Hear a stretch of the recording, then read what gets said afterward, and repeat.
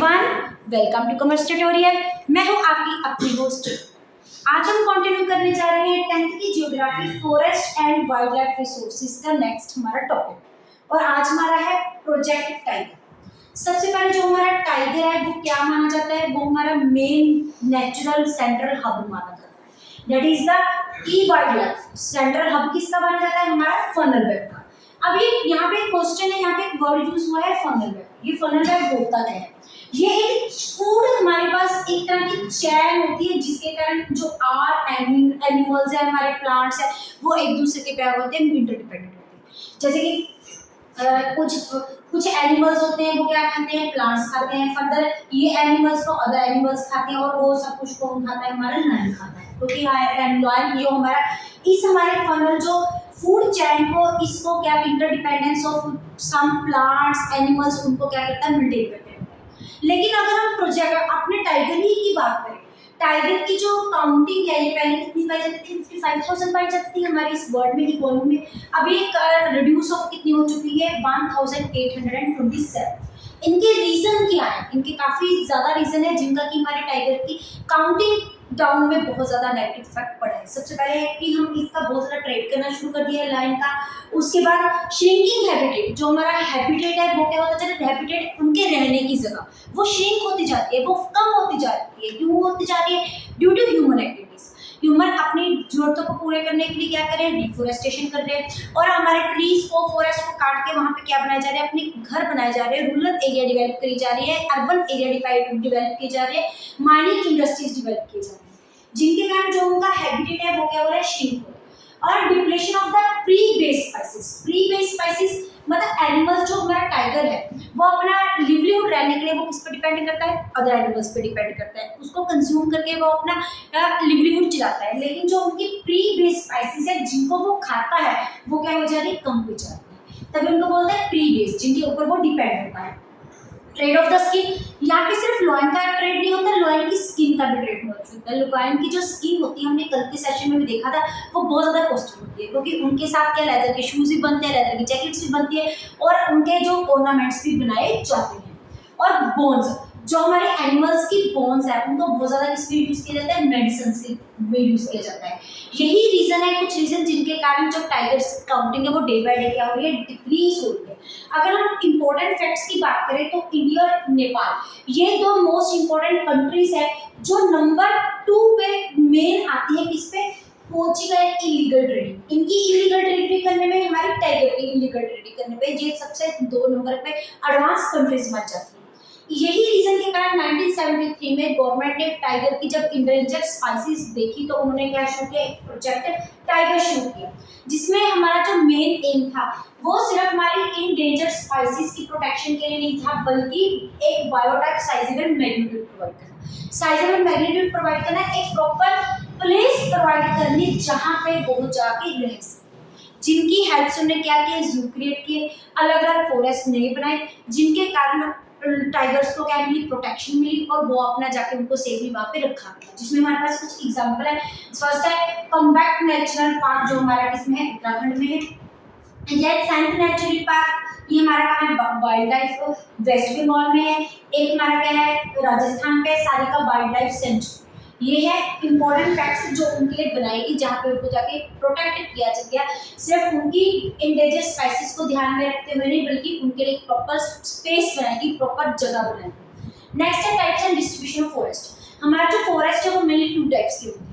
सबसे पहले होते हैं परमानेंट फॉरेस्ट, सेकंड होते हैं हमारा अनक्लासिफाइड फॉरेस्ट।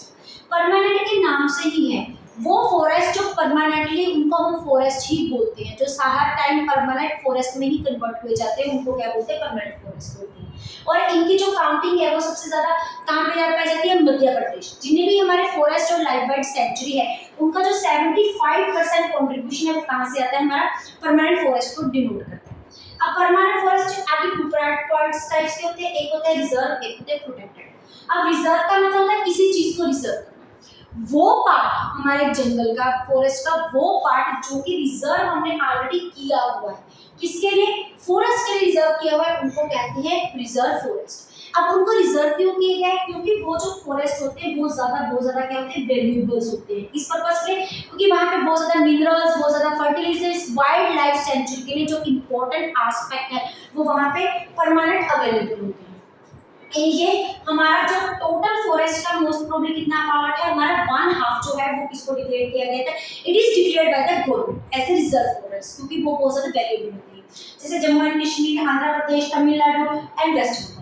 अब वहाँ पे जो एरिया है वहाँ पे कौन सी मेनली मोस्ट कौन सी साइड आ जाती है? वैली साइड आ जाती है। और वहाँ पे जो हमारे पास फॉरेस्ट होते हैं वो बहुत ज्यादा घने होते हैं। वहाँ पे वाइल्ड लाइफ सेंचुरी बहुत ज्यादा प्रोटेक्टिव पर्पज के लिए होती है, तो उनको पहले ही क्या डिक्लेयर किया जाता है? Reserve forest. नेक्स्ट है प्रोटेक्टर। अब प्रोटेक्टर के नाम से है जिनको क्या चाहिए? प्रोटेक्शन चाहिए। अब उनको प्रोटेक्शन क्यों चाहिए?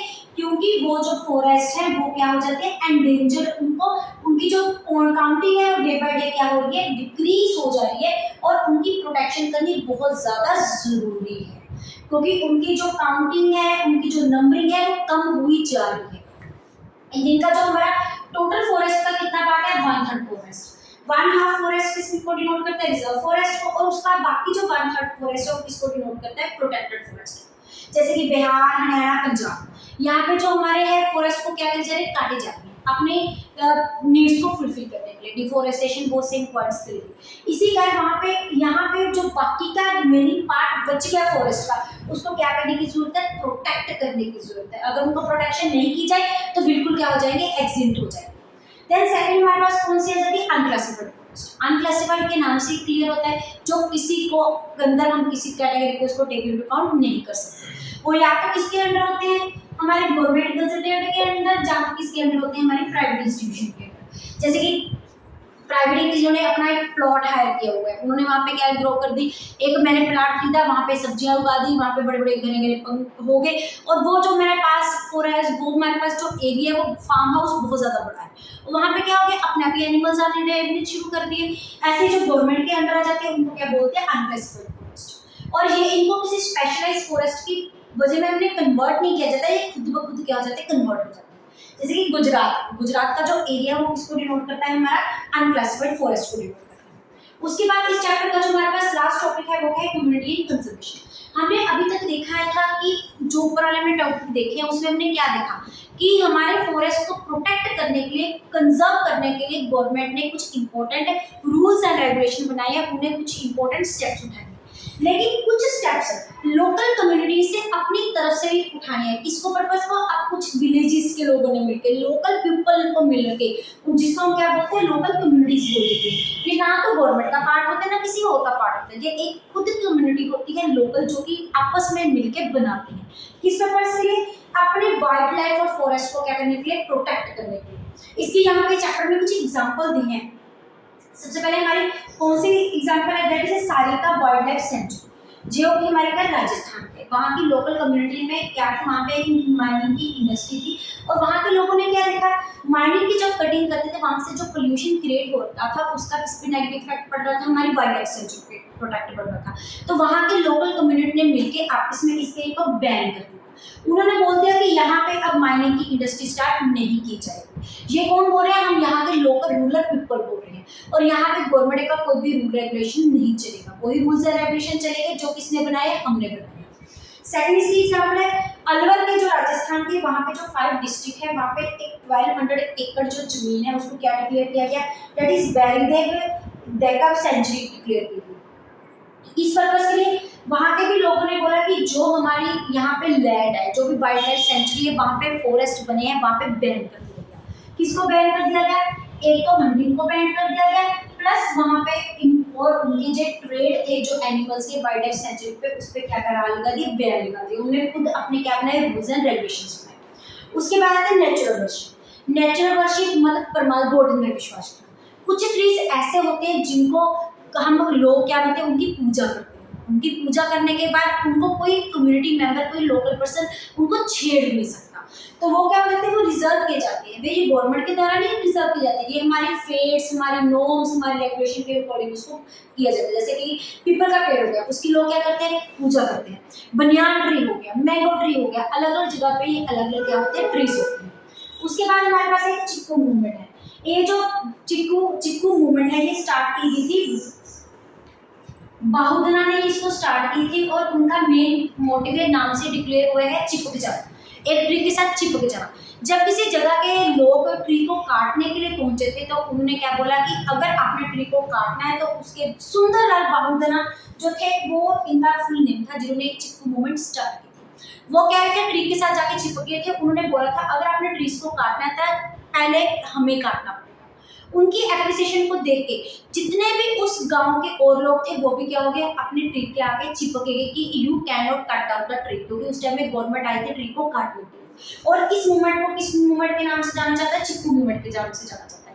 और इसका नेट इफेक्ट ये पड़ा, यहाँ से सिर्फ डिफोरेस्टेशन नहीं खत्म हुई, रोका गया, प्लस इसका एक इंपॉर्टेंट और एस्पेक्ट हुआ दैट इज एफोरेस्टेशन। एफोरेस्टेशन का मतलब होता है कि to grow more and more trees, ताकि हमारी वाइल्ड लाइफ सेंचुरी को क्या किया जा सके, प्रिजर्व किया जा सके।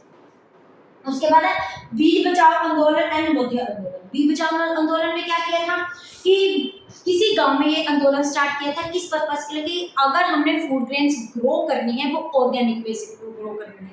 आजकल जितने भी प्रोडक्शन हो रहे हैं किसकी हेल्प से हो जाती है? केमिकल्स फर्टिलाइजर की हेल्प से, HYV सीड्स की हेल्प से, जिनके कारण जो फूड ग्रो होता है उसका हमारी हेल्थ पे क्या पड़ता है? Negative effect.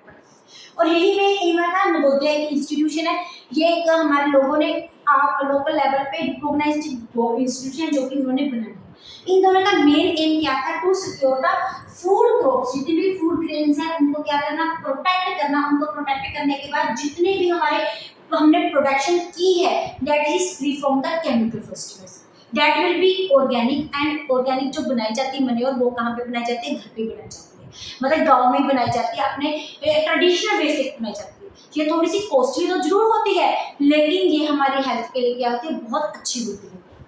उसके बाद ज्वाइंट फैमिली एक मैनेजमेंट स्टार्ट की थी 1988 में स्टार्ट की थी, जिसमें क्या था? दो लोग ग्रुप आपस में मिलके, ज्वाइंट का मतलब होता है ज्वाइंट, दो से ज्यादा ग्रुप मिलके उन्होंने एक नया कंसेप्ट स्टार्ट किया था that is to reduce the degraded forest. अब ये डिग्रेडेड फॉरेस्ट क्या होता है?